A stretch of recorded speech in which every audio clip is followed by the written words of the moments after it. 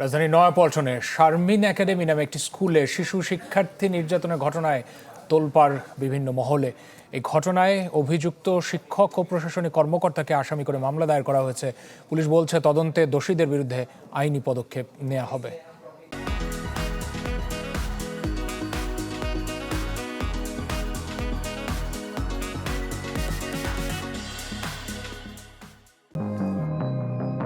ছোট্ট শিশুকে যেখানে আদরে আহ্লাদে শেখানোর কথা, সেখানে হাতে ধরে টেনে এনে শাসনের নামে একের পর এক চড়থাপ্পড়, স্টাপলার দিয়ে মুখ সেলাই করে দেওয়ার হুমকি থেকে গলা ধাক্কা, নির্মমভাবে শারীরিক ও মানসিক নির্যাতন চলে মাত্র 4 বছরের ছোট্ট এই শিশুর সাথে। আমি যখন জিজ্ঞাসা করছিলাম আমি তো মারি নাই, আমি আসলে ওকে বুঝাচ্ছিলাম। ওর ভাষায় বলছিল যে মিস বলছে বেবি মুখ সেলাই করে দিবে। ঘটনার মোটে সপ্তাহখানেক আগে শিশুটি ভর্তি হয়েছিল রাজধানীর নয়াপল্টনের শারমিন একাডেমির প্লে শ্রেণীতে। 18 জানুয়ারির নিষ্ঠুর এই ঘটনার পর দুপুরে শিশুটিকে স্কুল থেকে বাসায় নিতে গিয়েছিল তার মা। জানতে পারেন শিক্ষকরা তাকে মেরেছে, ভয় দেখিয়েছে, ব্যথাও পেয়েছে। এ সময় সিসিটিভির ফুটেজ দেখতে চাইলেও তা দেখাতে অস্বীকৃতি জানায় স্কুল কর্তৃপক্ষ। সন্দেহ হচ্ছিল, প্লাস এটাও ভাবতেছিলাম যে বাচ্চাটাকে মিথ্যা বলতেছে কিনা। দুইটা চিন্তা করেই আমি আসলে শিওর হওয়ার জন্য সিসিটা কালেক্ট করেছি।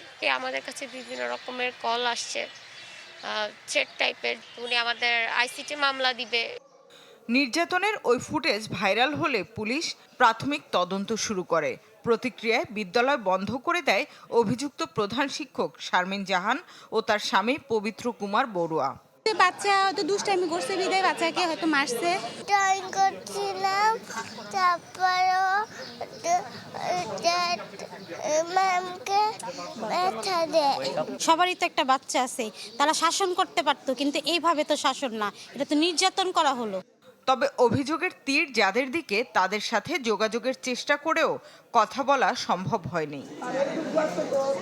এমন নির্যাতনের ঘটনায় শিক্ষার্থীর মা বাদী হয়ে মামলা করেছেন পল্টন থানায়। ভিডিও ক্লিপেই কথা বলছে, অভিযুক্তদের সাথে আর কথা বলার নতুন করে কোনো প্রয়োজন নাই।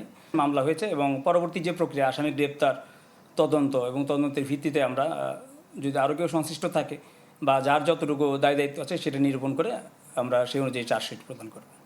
বলেন, শাসনের নামে এমন বর্বরতা অনাকাঙ্ক্ষিত এবং অমার্জনীয়। দোষী যেই হোক, কোনো ছাড় নয়। তারা কেন এরকম অপরাধ করলেন? শামীমা সুলতানা, চ্যানেল 24, ঢাকা।